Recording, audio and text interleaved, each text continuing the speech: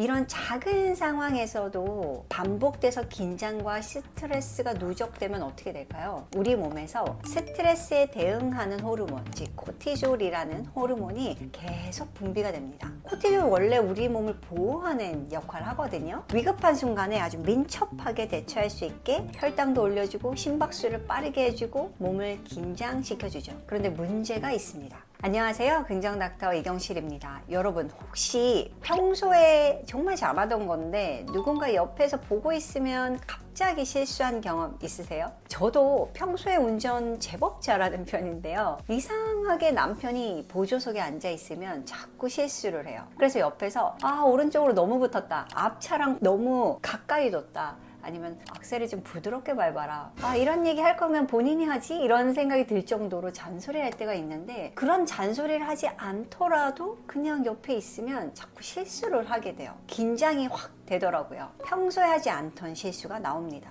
이런 작은 상황에서도 반복돼서 긴장과 스트레스가 누적되면 어떻게 될까요? 우리 몸에서 스트레스에 대응하는 호르몬, 즉 코티졸이라는 호르몬이 계속 분비가 됩니다. 코티졸 원래 우리 몸을 보호하는 역할을 하거든요. 위급한 순간에 아주 민첩하게 대처할 수 있게 혈당도 올려주고 심박수를 빠르게 해주고 몸을 긴장시켜주죠. 그런데 문제가 있습니다. 이런 긴장이 잠깐이라면 상관없지만 만성적으로 코티졸이 높아지면 우리 뇌에 큰 문제가 생깁니다. 과학적으로 보면 코티졸은 뇌의 특정 부위에 집중적으로 영향을 주는데요. 특히 해마, 그리고 전전두엽에 영향을 많이 줍니다. 해마는 기억과 학습 담당하죠. 전전두엽은 집중력과 판단력, 그리고 감정 조절에 아주 중요한 곳입니다. 그래서 보통 너무 과잉 행동하거나 흥분한 사람 보면 여기 전전두엽 기능이 떨어졌다고 이야기하잖아요.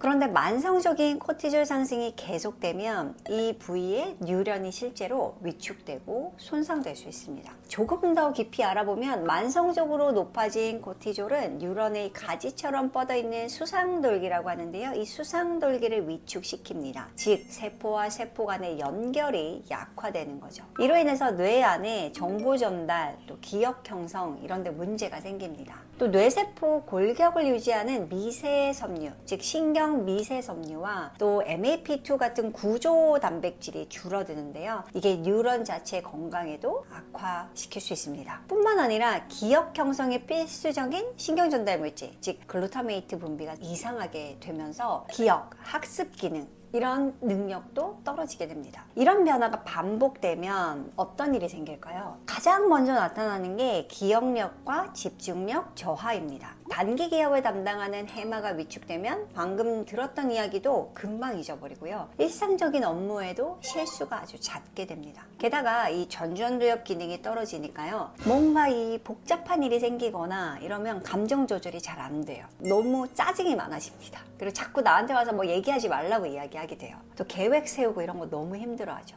더군다나 이걸로 인해서 우울감, 불안감, 짜증 이런 정서적 문제도 나타나게 됩니다. 사실 요즘 사회에 이런 만성 스트레스 흔히 있죠. 그래서 첫 번째는 부모님이 자녀에게 너무 지나치게 잔소리를 하는 경우입니다. 아이들이요, 아무 말 없이 이렇게 숙이고 있지만 하루하루 긴장 속에 사는 거죠. 집이 편하지 않는 겁니다. 이렇게 되면 뇌의 해마와 전전두엽이 지속적으로 스트레스를 받아서 위축됩니다. 그래서 실제 머리는 똑똑한데 엄마 아빠 보시기에 학교 생활이나 학업 능력이 떨어져 보일 수 있습니다. 두 번째는요, 지나치게 강압적이고 나르시즘적인 상사와 지낼 때입니다. 매일매일 긴장의 연속이죠. 어디로 튈지 모르고 어떤 의도인지 모르고 이런 상황에서 코티졸 수치가 계속 늘어나면 내 실제 업무 역량과 상관없이 업무 능력이 떨어지고 또 판단력이 떨어지니까 실수하면서 악순환을 반복하게 됩니다. 회사가 이런 정도라면 다른 더 좋은 곳이 있는지 한번 같이 찾아보시는 것도 도움이 됩니다. 나의 건강을 위해서요. 세 번째는 이 불규칙한 생활, 특히 이제 늦게 주무시는 게 아주 큰 문제입니다. 밤늦게까지 깨어있으면 우리 몸이 이 생체 시계가 깨지고요. 이 몸을 깨어있게 유지하기 위해서 코티졸이 계속 나와야 됩니다. 밤에도 계속 높아져서 뇌의 회복을 방해하죠. 결과적으로 낮 동안의 집중력과 기억력이 호르몬이 떨어질 수밖에 없습니다. 자, 그러면 이 만성적인 스트레스를 어떻게 해결할 수 있을까요? 일단 자녀분들에게 지나치게 잔소리를 하거나 화를 내지 않아야 합니다. 이게 화가요, 끝이 없죠. 처음에 내다가 이게 증폭합니다. 점점 화가 많아져요. 그래서 오히려 내가 너무 잔소리를 할 것 같다 하면 그냥 입을 닫는 게 나의 건강에도 도움되고 우리 자녀의 건강에도 도움이 됩니다. 또 하실 수 있으면 칭찬과 격려가 뇌의 스트레스를 조절할 수 있으니까 건강하게 클 수 있는 데 도움이 될 것 같습니다. 여러분들도 아시잖아요. 어릴 때 뭘 매일매일 열심히 하는 그 자세, 그 애티튜드는 중요하지만 그렇다고 이걸 너무 강압적으로 하면 오히려 팍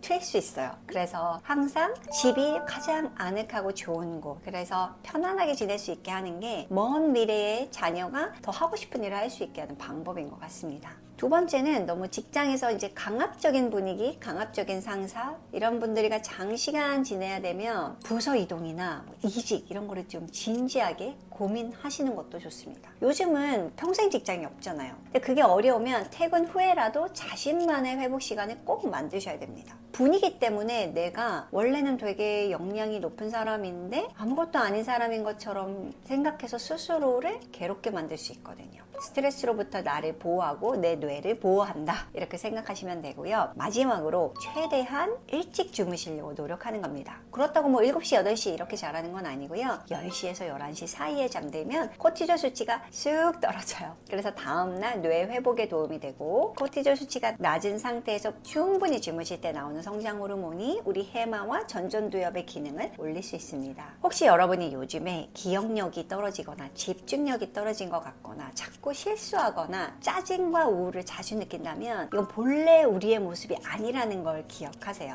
만성적으로 높아진 코티졸 때문에 뇌가 잠시 지친 상태일지도 모릅니다. 여러분들의 건강한 뇌와 행복한 일상을 되찾을 수 있도록 스트레스 관리를 신경 써보세요. 긍정 닥터가 진심으로 응원합니다. 건강하세요.